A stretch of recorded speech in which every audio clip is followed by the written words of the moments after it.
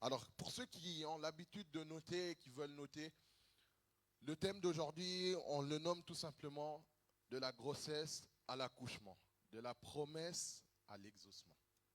C'est un peu bizarre, ce que je vais dire, mais vous allez comprendre par la suite. De la grossesse à l'accouchement, de la promesse à l'exaucement. Aujourd'hui, on ne va pas faire souffrir notre pasteur.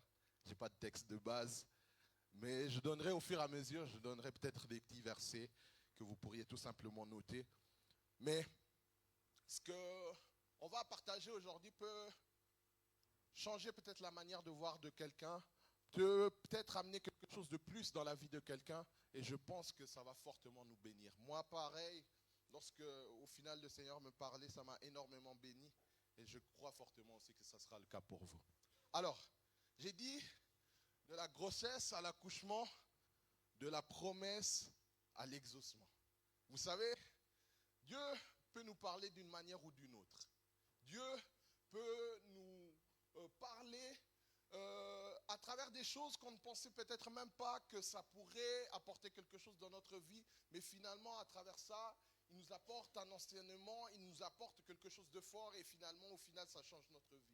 Tout ce que nous vivons, tout ce que nous voyons au final, ça doit nous enseigner. Tout ce que nous vivons, tout ce que nous voyons chaque jour, jour et nuit, doit nous enseigner. Il y a toujours un enseignement sur tout ce que nous pouvons voir. Il y a toujours un enseignement, quelque chose à tirer, une leçon à tirer sur ce que nous sommes en train de vivre jour et nuit. Vous pouvez vous réveiller, c'est un enseignement. Vous partez au travail, c'est un enseignement. Vous faites quelque chose, c'est un enseignement. Tout ce que nous vivons, au final, doit nous enseigner. Et Dieu ne nous parle pas toujours de manière audible. Ce n'est pas parce que nous parlons à chaque fois comme ça qu'avec le Seigneur, c'est toujours aussi pareil. Il peut aussi utiliser d'autres choses, d'autres gestes, d'autres choses pour au final nous parler.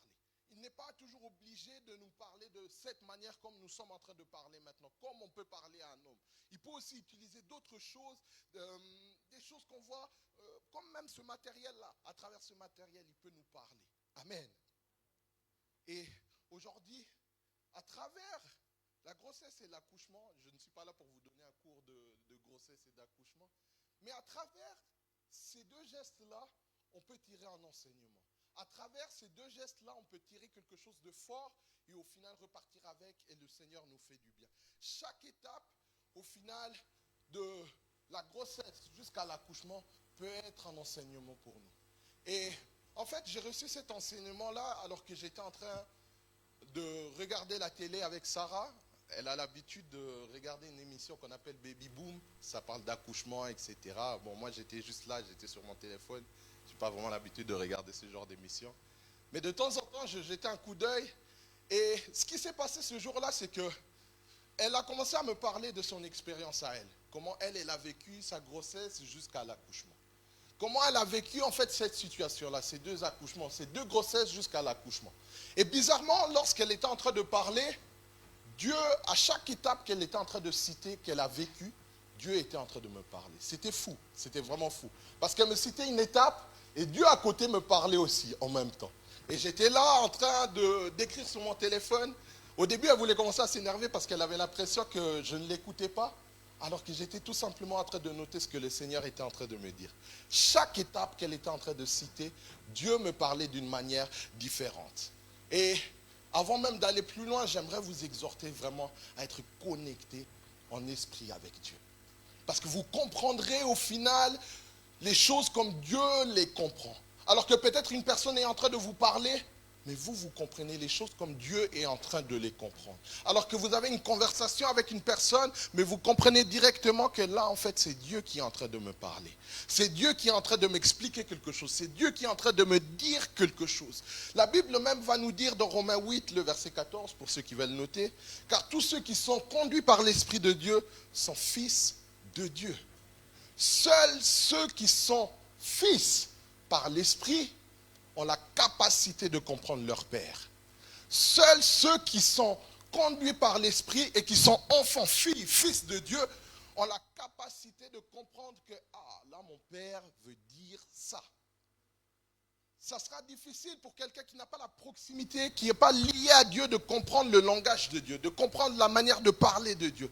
Mais celui qui est connecté à l'Esprit a la capacité de comprendre que, dans cette conversation-là, ce n'est pas vraiment cette personne qui est en train de me parler, mais c'est Dieu qui est en train de me parler. C'est Dieu qui est en train de me révéler quelque chose. C'est que Dieu qui est en train de me dire quelque chose. Mais pour ça, il faut être connecté à l'esprit. Vous savez, lorsque vous avez un papa ou on peut même prendre une maman, alors qu'elle peut dire quelque chose à d'autres personnes, mais vous avez la capacité de comprendre que mon père, en fait, il voulait dire ça. Alors que les autres peut-être comprennent les choses d'une autre manière, mais vous allez comprendre les choses d'une autre manière parce que c'est votre père. Parce que c'est votre parent à vous. Vous avez cette capacité-là de comprendre qu'en fait, il voulait dire A, alors qu'aux autres, il a dit B. Vous avez cette capacité-là parce qu'il y a une proximité. Et ça doit être la même chose avec Dieu. Cherchez d'abord l'esprit. Et en ayant l'esprit, vous avez la capacité de comprendre Dieu. Et en comprenant Dieu, vous avez aussi la capacité de comprendre son langage, sa manière de parler à lui. Je ferme la parenthèse. Je reviens sur ce que je disais. Donc du coup, on a eu cette conversation-là avec Sarah. On parlait de sa grossesse jusqu'à l'accouchement. Et en grandissant, et en étant moi-même papa, du coup j'ai compris certaines choses. Que de la grossesse à l'accouchement, il y a plein de choses qui s'appliquent, il y a plein de procédures qu'on doit suivre pour arriver justement à cette finalité qui est l'accouchement. Bien que chaque grossesse peut être différente, mais au final, vous allez remarquer qu'en général, les femmes vivent presque à chaque fois le même schéma, les mêmes étapes de la vie pour arriver jusqu'à cet accouchement-là. Et en grandissant aussi dans la foi, j'ai compris que pour arriver de la promesse, du coup jusqu'à l'exaucement, il y a aussi des procédures à suivre. Il y a aussi des choses, des étapes qu'il faut suivre. Bien que chacun d'entre nous a des promesses reçues par le Seigneur, mais vous allez comprendre qu'en général, les étapes sont pareilles. Surtout si, tous en commun, nous avons tous aussi une promesse qu'on a reçue du Seigneur, c'est d'hériter le royaume des cieux. Mais pour hériter le royaume des cieux, on doit tous suivre le même schéma pour arriver jusqu'à là. Les mêmes étapes pour arriver jusqu'à là. Et ça, on le comprend en grandissant dans la foi. De la même manière, une grossesse demande de passer par une trajectoire, certaines trajectoires, de la même manière aussi pour arriver justement jusqu'à l'exaucement. Il faut suivre certaines trajectoires. Le but, au final, comme j'ai dit tout à l'heure, ce n'est pas au final de vous parler de grossesse et d'accouchement, mais de tirer une leçon derrière cela, un enseignement derrière cela. Parce que ce qu'elle me disait, et ce que le Seigneur m'a dit, il y avait beaucoup de similarités. Et ça m'a fait énormément du bien ce jour-là. Amen. Alors, avec notre frère Patrick, s'il peut juste nous mettre la première étape. La première des choses, pour ceux qui veulent noter, la première des choses, lorsqu'une femme tombe enceinte, elle comprend du coup qu'elle commence à avoir des vomissements. Les vomissements. Les femmes comprennent ce que je veux dire par là. Lors de cette étape, elle sort en fait tout ce que son corps n'accepte plus. Elle sort en fait tout ce que son corps n'arrive plus à supporter. Elle refoule ce que son corps ne veut plus accepter. Elle commence à le sortir, elle commence à avoir des vomissements. Vous connaissez tous cette étape-là, vous les mamans qui avez eu des enfants. Mais c'est aussi un bon signe, ça veut dire aussi que finalement cette grossesse se déroule bien. Et pendant que Sarah était en train de m'expliquer ce qu'elle a vécu, comment elle a vécu en fait cette situation-là, le Seigneur à côté était en train de me parler. Il m'a dit, pour arriver de la promesse à l'exaucement, il faut savoir aussi vomir. Vomir quoi? Vomir ce qui ne nous permet pas au final d'avancer. Vomir ce qui ne doit plus avancer avec nous. Vomir le péché. Vomir le mal. Vomir l'ancien nous. Pour pouvoir arriver, justement, comme on a dit, si notre but à tous, au final, est d'hériter le royaume des cieux, la promesse qu'on a reçue de Dieu, pour arriver à là, il faut savoir vomir ce qui ne doit plus avancer avec nous, vomir le mal, vomir le péché, vomir l'ancien nous.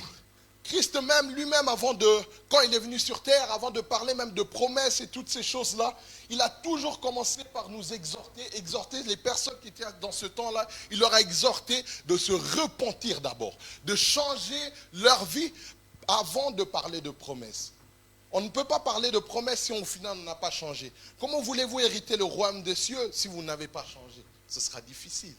Ce sera impossible que vous soyez au final auprès du Père si vous n'avez pas changé votre nature. Il faut commencer d'abord par se repentir. Vomir ce qui n'appartient pas au Seigneur. Vomir ce qui n'est pas bon pour le Seigneur. Vomir ce qui ne peut pas vous accompagner dans votre marche chrétienne pour au final arriver jusqu'à l'exaucement. Raison pour laquelle la Bible va nous dire aussi, recherchez premièrement le royaume des cieux et sa justice, et tout vous sera donné par-dessus tout.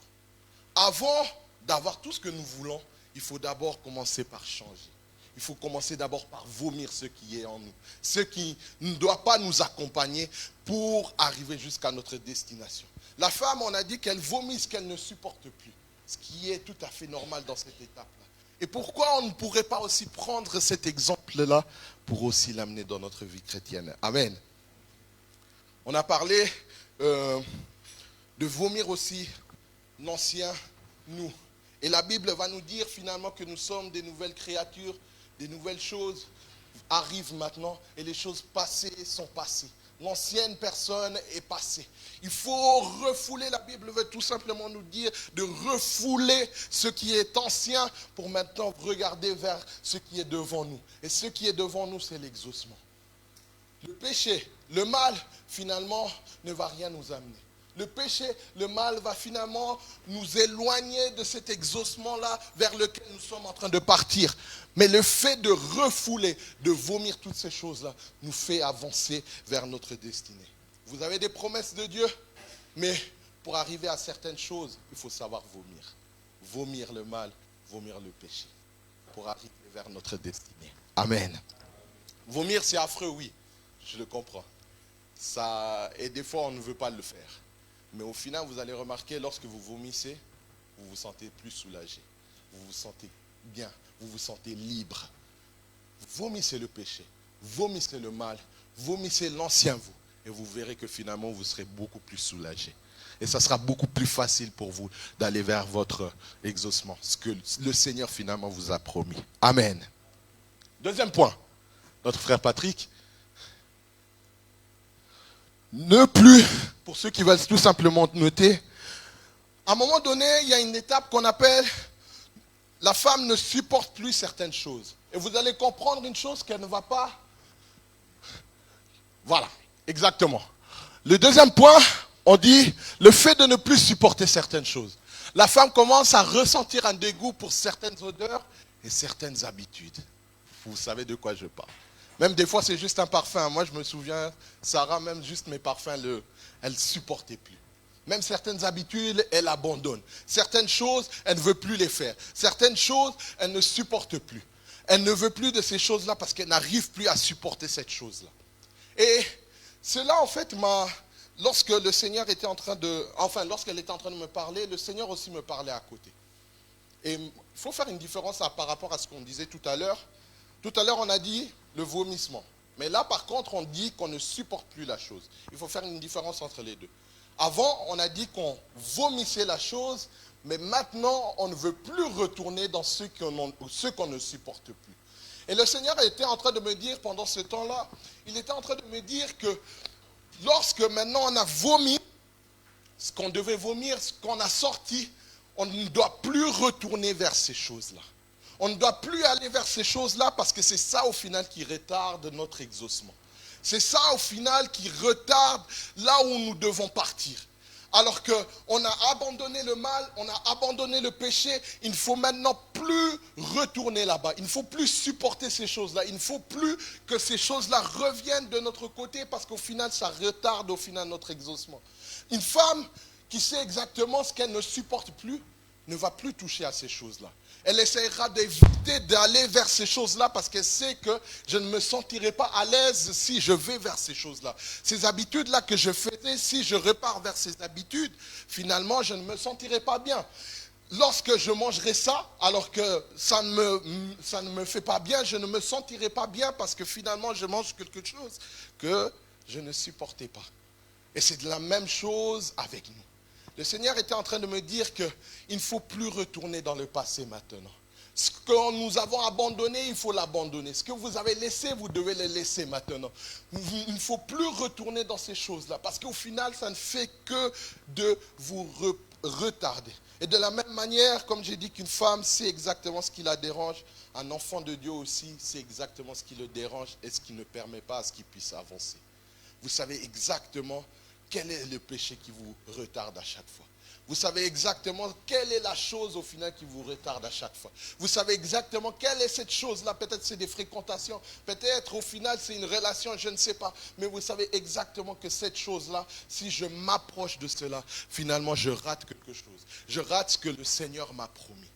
Et ici, le but est tout simplement de dire de ne plus retourner dans ses habitudes, de ne plus retourner vers ceux qu'on a vomi, de ne plus retourner vers ceux qu'on a haïs, ceux qu'on a abandonnés, ceux qu'on a laissés, de ne plus retourner dans ces choses-là pour maintenant aller et se concentrer tout simplement vers l'exaucement. Amen.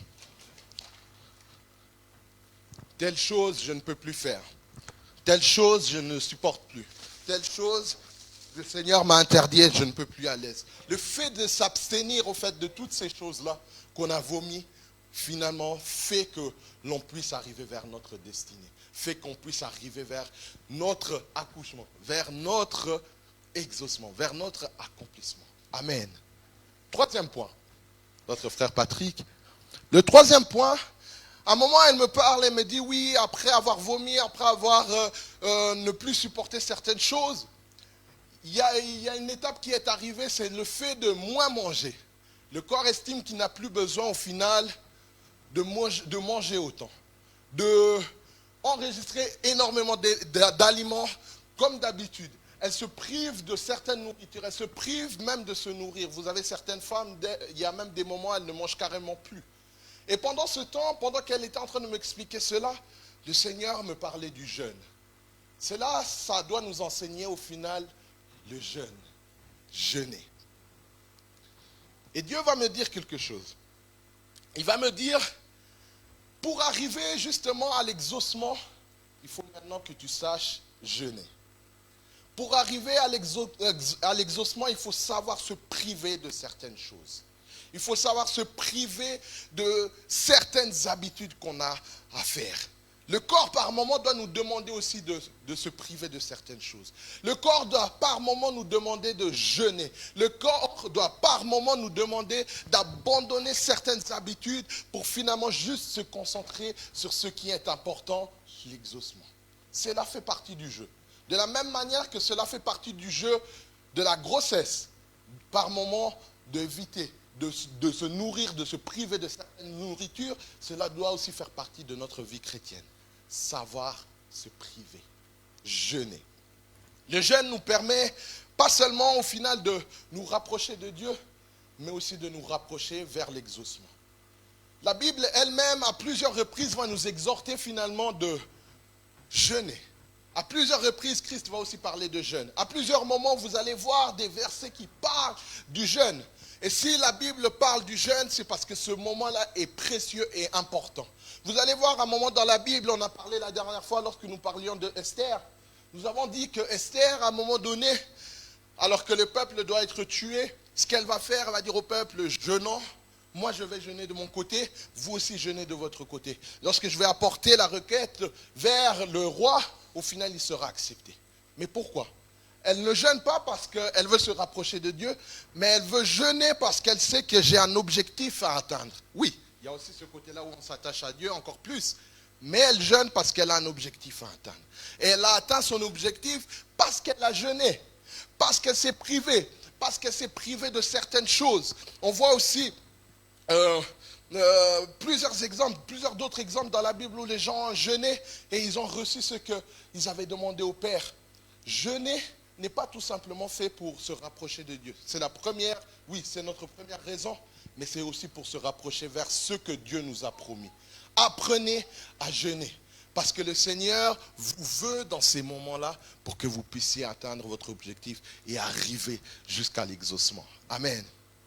Savoir s'abstenir, c'est bien. Comme j'ai dit tout à l'heure, ce n'est pas forcément juste la nourriture, mais ça peut aussi être les fréquentations, les relations. Ça peut être beaucoup de choses. Le Seigneur vous demande, ça peut aussi être même les réseaux sociaux. Vous pouvez aussi vous dire, bon, je vais manger, mais pendant un mois, je n'irai pas sur les réseaux sociaux. Je vais m'abstenir de ça tout simplement pour me concentrer sur ce que le Seigneur a prévu pour moi. Ça peut être beaucoup de choses. Vous pouvez dire, je vais m'abstenir de voir certaines personnes tout simplement pour me concentrer sur mon objectif. Apprenez à vous abstenir de certaines choses, de vous priver de certaines choses, de jeûner. Parce que c'est là que le Seigneur vous attend pour arriver jusqu'à votre exaucement. Amen. 4e point, mon frère Patrick. Tout à l'heure, on a dit maintenant, c'est le fait de moins manger. Mais à un moment donné, Sarah, elle était en train de me parler et puis elle me dit, mais, surtout pour la première grossesse, elle me dit, mais il y a aussi eu une étape où maintenant je mangeais beaucoup plus, énormément. Et je me rappelle, sa première grossesse, lorsque je la voyais, gros maboundi comme ça, et des gros joues, elle avait vraiment pris du poids parce qu'elle mangeait énormément et tout et n'importe quoi. Et dans cette étape-là, la femme a beaucoup plus d'appétit. Elle est beaucoup plus gourmande, elle mange beaucoup plus. Elle veut manger beaucoup plus, elle veut se saturer, elle veut vraiment être bien. À chaque fois, elle demande beaucoup plus, elle veut manger beaucoup plus. On arrive à cette étape-là. Et lorsqu'on arrive à cette étape-là, le Seigneur est en train de me dire, il me dit, au final, de se nourrir beaucoup plus de la parole. Se nourrir encore plus de sa parole à lui. Amen. Alors que la femme mange beaucoup plus parce que son corps demande beaucoup plus. À un moment donné aussi, vous aussi, le corps doit vous demander beaucoup plus de sa parole. Vous devez avoir beaucoup plus faim de sa parole pour arriver à l'exaucement. Pour arriver là où vous devez arriver, vous devez avoir beaucoup plus faim de la parole de Dieu. Vous devez creuser beaucoup plus dans sa parole de Dieu.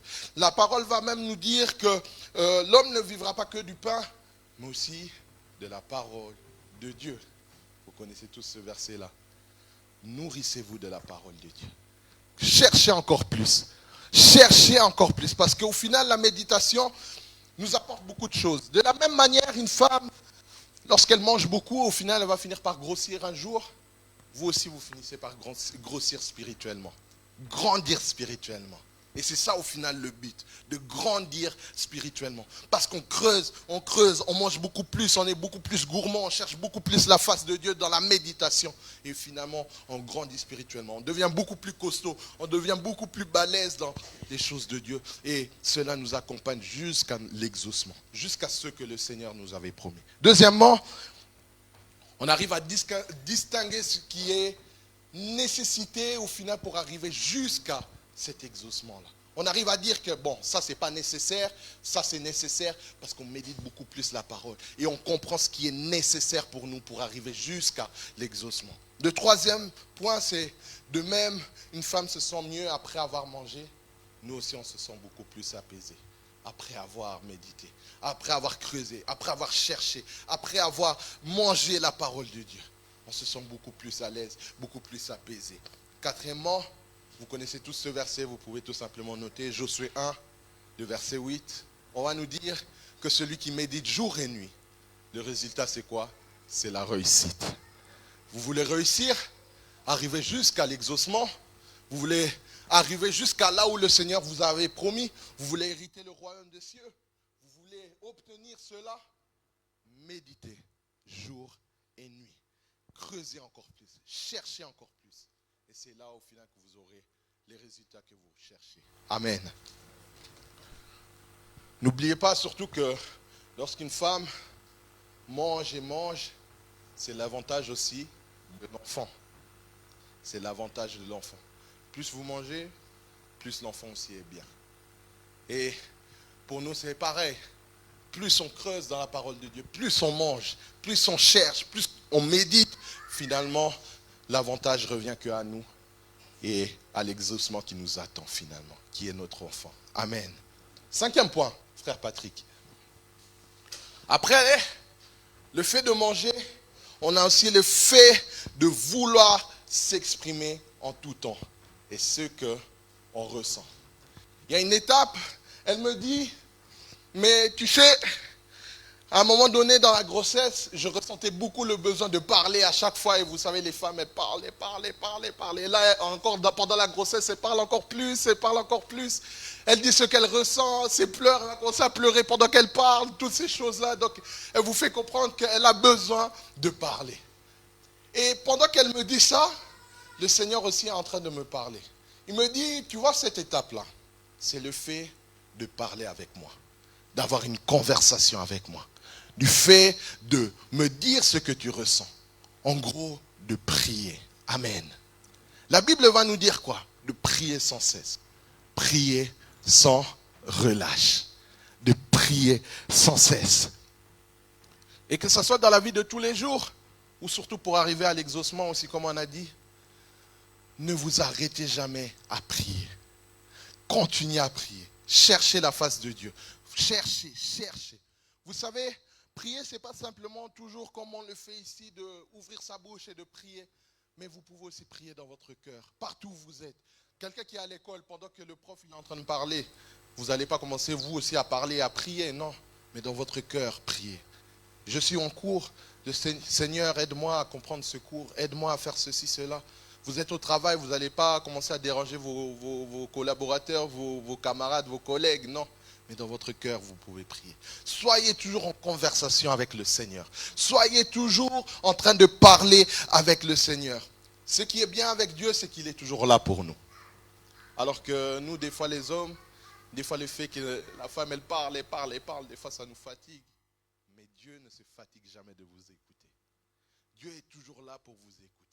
Dieu est toujours là, il veut vous entendre, il veut savoir ce que vous ressentez, il veut savoir ce que vous êtes en train de vivre. Parce que ce n'est pas finalement facile ce chemin-là qu'on prête, enfin le chemin-là qu'on est en train de prendre pour arriver jusqu'à l'exaucement. Il y a énormément de choses qui peuvent arriver. Il peut arriver que vous ayez peur, il peut arriver que vous êtes frustré, il peut arriver que vous vous sentiez mal, il peut arriver plein de choses. Mais le Seigneur aimerait savoir toutes ces choses-là. Mais pour qu'il puisse du coup vous donner une réponse, vous rassurer, vous devez lui parler. Vous devez le chercher dans la prière. Ne vous fatiguez pas de prier. Ça doit être une nécessité pour vous. Comme cela est pour une femme une nécessité de parler, d'apporter, de dire ce qu'elle pense, cela doit aussi être une nécessité pour vous, pour arriver jusqu'à l'exaucement, de parler, de dire ce que vous ressentez. Voilà. Faites connaître, comme la Bible le dit, faites connaître en toutes choses ce que vous ressentez dans la prière, et le Seigneur est là pour vous. Pour arriver à l'exaucement, au final, la prière compte beaucoup. Vous voulez que le Seigneur vous exauce, vous voulez au final arriver au royaume des cieux, comme cela le Seigneur nous a promis, ayez une vie de prière. Parlez à votre Père à tout moment, à chaque instant. Jérémie 29, le verset 12, pour ceux qui veulent noter, la Bible va nous dire, vous me prierez et je vous exaucerai. Le secret, c'est ça, de prier et vous serez exaucés. Ne négligez surtout pas cette étape. De la même manière, du fait de parler, une femme se sent bien finalement. Elle se sent rassurée, elle se sent bien, elle se dit, bah, je peux affronter cette situation et arriver jusqu'à l'accouchement. De la même manière aussi, nous aussi, le fait de parler vous rassurera que vous pourriez arriver jusqu'à la fin, jusqu'à l'exaucement. Amen. 6e point, notre frère Patrick. Le 6e point, pour ceux qui veulent noter, on arrive gentiment vers la fin, c'est la douleur des contractions, finalement. On arrive à cette étape où la femme, finalement, commence à ressentir des fortes douleurs. Il y a aussi des pleurs et des moments forts. Je me souviens, à chaque fois, ma femme, elle était là et puis elle disait que finalement, est-ce que je vais arriver ou je ne vais pas arriver? C'est des moments où on se pose des questions, on sent la douleur. On sent que ça devient dur maintenant, ce moment-là. Et pour nous, qu'est-ce que cela aussi nous enseigne? C'est que c'est le chemin de la croix. Et jusqu'à l'exaucement, le chemin ne sera pas facile. C'est la dernière étape, mais c'est l'étape la plus douloureuse finalement. C'est l'étape qui est la plus dure au final. Dieu au final ne nous a jamais dit que jusqu'à l'exaucement, le chemin sera facile. Mais il nous dit qu'il sera toujours là avec nous. Il vous rassure. Il ne dit jamais que ça ne sera facile. Parce qu'il y aura énormément de choses qui vont arriver. C'est ce moment où il y a des complications qui arrivent. C'est ce moment-là où il y a des pleurs qui arrivent, des doutes. On peut même recevoir même des moqueries. Toutes ces choses-là, et on se sent mal finalement. Mais le Seigneur est là avec nous. Israël, pour arriver jusqu'à Canaan, au final, a dû souffrir. Ils ont reçu la promesse, mais ils ont dû souffrir pour arriver jusqu'à là. Abraham, pour devenir ce qu'il est devenu, finalement, il a dû souffrir pour arriver à l'homme qu'il devait devenir. Christ lui-même, vous connaissez son histoire, j'espère, surtout. Lui-même, pour le salut de l'humanité, pour que l'homme soit sauvé, il a dû souffrir. Ça n'a pas été facile pour lui. À un moment même, il dit, si c'est possible, qu'on lui retire cette coupe-là, parce que c'était tellement douloureux ce qu'il était en train de vivre. Mais finalement, il devait passer par là, pour que nous puissions avoir la vie éternelle aujourd'hui. Pour qu'au final, nous pouvons avoir ce qu'il nous a promis, le royaume des cieux. Il devait passer par là, pour finalement, au final, nous donner ce que nous méritions aujourd'hui, ce que nous avons reçu aujourd'hui. Ça ne sera jamais facile, mais avec le Seigneur, vous arriverez jusqu'à la fin. C'est douloureux, mais c'est la dernière étape. Comme la femme, on lui dit, avec la dernière force que tu as, continue à pousser parce que l'enfant arrive bientôt, avec la dernière force que vous avez. Continuez à vous battre parce que la finalité arrive bientôt. Amen. Elle doit continuer à pousser, même si c'est dur, même si au final elle n'arrive plus à respirer, ça devient compliqué pour elle. Mais la dernière, toujours avec la dernière force que tu as, donne encore ce que tu peux. Parce que l'enfant est justement en train d'arriver. Et c'est la même chose pour nous. Qu'est-ce qui fait que vous voulez abandonner? Qu'est-ce qui fait que finalement vous voulez lâcher alors que la promesse est juste là? Alors que la porte de la promesse est juste à côté de vous. Qu'est-ce qui fait que vous voulez lâcher? Avec la dernière force que vous avez, allez jusqu'au bout. Parce que la porte, elle est juste à côté. Vous savez, finalement, on a parlé tout à l'heure du royaume des cieux, c'est ce que le Seigneur nous a promis. Une vie, elle est très courte au final, on ne se rend même pas compte. Finalement, même lorsque vous regardez quelqu'un qui a 90 ans, vous lui dites, ah, mais tu as vécu, il va te dire, mais c'est passé vite finalement. 80 ans, c'est passé vite. Le temps est court et le royaume des cieux est proche de nous. Donc, gardez cette dernière force-là que vous avez pour arriver jusqu'à cette finalité-là. Amen. Le 7e point, et je vais m'arrêter à là. Et finalement, elle me parle de la joie qu'elle a eue de sortir ces 2 enfants-là. La joie qu'elle a eue de sortir ces 2 enfants. C'est une joie énorme, même si ça a été dur, même si elle a dû souffrir, mais elle est arrivée jusqu'à la fin. Et c'est ça le plus important. Même si au final, pendant tout ce temps-là, il y a eu toutes ces étapes-là qu'on a énumérées, mais finalement, elle est arrivée jusqu'à la fin et puis elle a sorti du coup ces 2 enfants. L'accouchement, il y a eu une naissance par la suite. Et c'est ce que j'espère pour vous ce matin, aujourd'hui. C'est que, oui, il y a peut-être toutes ces étapes-là à vivre. Dieu vous a promis quelque chose et vous devez passer par toutes ces étapes-là. Mais croyez, et je prie pour vous, que vous arrivez jusqu'à la fin. Que vous puissiez vivre la finalité. Que ce que le Seigneur vous a promis, que vous puissiez le toucher. Que vous puissiez un jour dire que je suis arrivé jusqu'au royaume des cieux. Parce que c'est ce que le Seigneur m'a promis. J'ai tenu jusqu'à la fin et maintenant me voici vers la finale. Amen. C'est la fin des 9 mois et au final on donne naissance à l'enfant. C'est la fin peut-être de notre course après, mais on peut dire j'ai accouché ce que j'avais dans mon ventre. Je suis arrivé à la fin finalement. Et j'aimerais vous donner 3 conseils et puis je m'arrêterai à là. C'est que lorsque vous arriverez à la fin, lorsque vous aurez reçu ce que le Seigneur vous a promis, que vous puissiez garder un cœur reconnaissant. Soyez toujours reconnaissant envers votre Père pour ce qu'il a fait pour vous. Pour ce chemin-là, il vous a accompagné jusqu'à la fin. Deuxièmement, de garder toujours toutes ces étapes-là. Parce que oui, on a beaucoup parlé du royaume des cieux, c'est surtout ça ce que le Seigneur nous a promis. Mais il y a aussi d'autres promesses personnellement que vous avez reçues aussi. Mais après ce temps-là, après avoir reçu ce que vous avez reçu, gardez toujours encore ces étapes-là. La prière, ce n'est pas juste pour vous accompagner durant ces moments où vous voulez atteindre un objectif. Mais la prière, c'est tous les jours. La méditation, c'est tous les jours. Continuez toujours à vivre dans ces étapes-là que je vous ai énumérées tout à l'heure. Et Troisièmement, sachez que le Seigneur sera toujours avec vous. Que le Seigneur vous bénisse.